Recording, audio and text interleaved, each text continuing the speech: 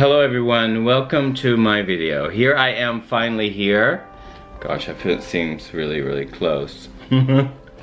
And also just going with the flow, this focus, I don't know about this focus. Something happened to my camera, some button was pushed. And it's like autofocus, but somehow maybe it focuses on something behind me. Anyway, it's a good reminder that nothing is perfect and everything, that's what's perfect. There's nothing is perfect.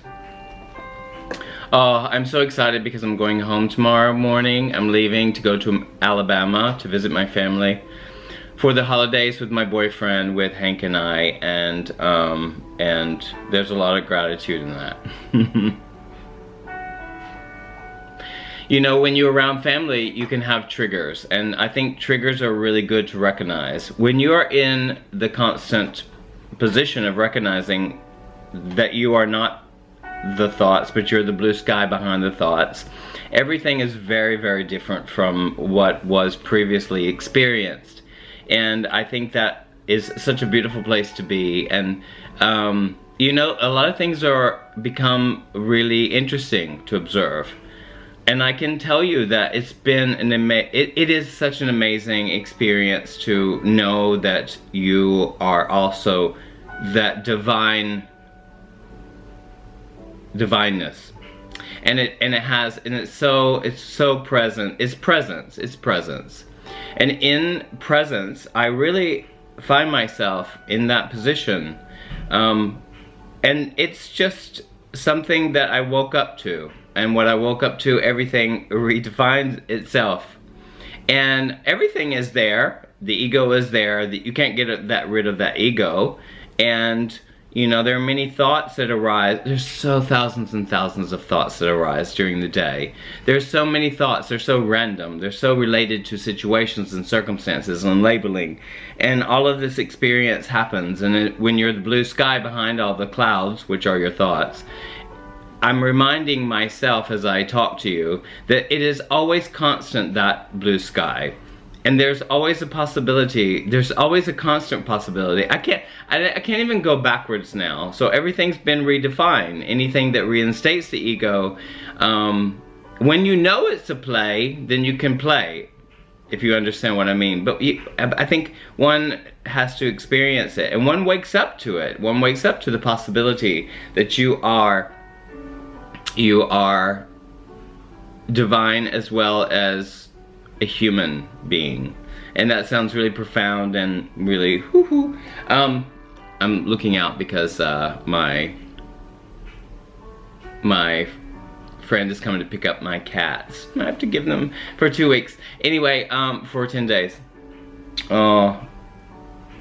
So it is such an incredible moment, an incredible time to recognize the fact that you are that, and that I cannot go backwards. There's no way of going backwards. So everything that used to reinstate the ego, like I said, is really shallow, and I don't play with that.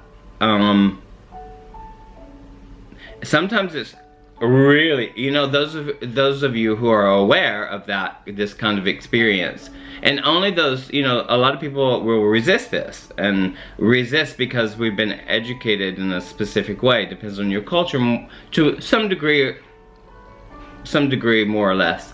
And I share it because I just find this so incredibly wonderful and warming and kind of delicious. And experiences are had, and things are had, and things come and go in your life. Events, you watch, the thoughts are just passing by, and things change all the time, and that's inevitable.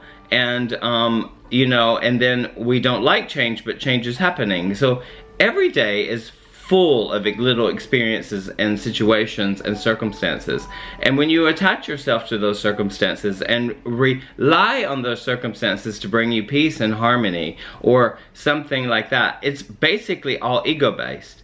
And then that can become very alarming, because I think, I don't know, it's just like that. And so a lot of things I used to play with, I don't play with anymore because I don't feel good. Say, if I'm complaining, I don't feel good when I complain. And if I'm judging, I don't feel good when I'm judging. It's not that it's right or wrong, it's just something, there's consequences to a choice. Perhaps, like, at the same time, I really don't know anything, because I only know from my perspective. So I'm not, like, and I say that because I'm not here to convince anybody of anything at all. Like, I want everyone to live their lives how they choose to live their lives. But this is definitely something incredible, and something really loving. And by observing your thoughts, you can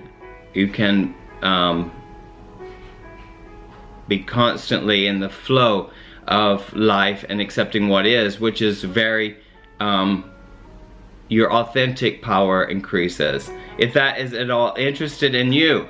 But we can live from the ego. Of course it can live. And there's a lot, for me, there was a lot of suffering. So I thought I had to be a specific way. I feel like I'm really, really close to you. I don't even know if I'm focusing because I can't see. I got my glasses. But that's okay. It's all good, right? So that's what I want to share with you today. Because I know, you know, sometimes we identify so much with our thoughts, and that's really, it's really, really sly, and it's really powerful, and that is, I have such compassion.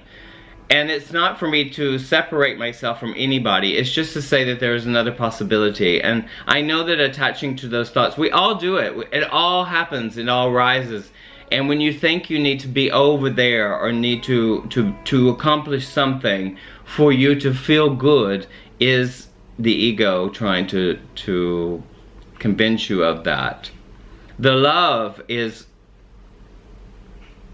I think that's, well, for me, that is, yeah, that's the meaning of life. And the more love I give to myself by recognizing my mental constructs and allowing and letting go, and allowing and letting go, it becomes more of a joke. And I know that you can be critical of this, and everyone can be critical of this, and I want people to be skeptical of my choice. You can be, because it's your priority and your prerogative to believe how you want to believe. And I think that that's the beauty of life, and all the drama that comes along with this. The drama, when I identify with the ego, there's so much drama that is there, because I cannot find myself to be completely happy, because the charade has to continue for me to feel a false self, which is the ego, which feels very good when you achieve and you feel superior. And that's very sly, and one may not even know that they're even doing that. And because there's a time when you're hijacked and you're in a trance, and it's not conscious, and you feel good because the ego feels really good to be validated and feel superior. And that's why we complain and we judge and we have our opinions, which I could care less about convincing anyone of an opinion, because an opinion comes from the ego, I guess, you know what I mean?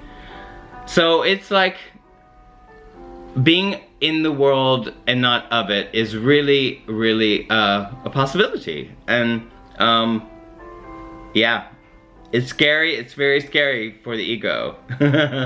But anyway, that's what I wanted to share with you today. I'm so grateful to be back with you. I'm going to do my morning talks in America, in Alabama, when I can. And these videos are not frequent, or like, I do them as much as I can.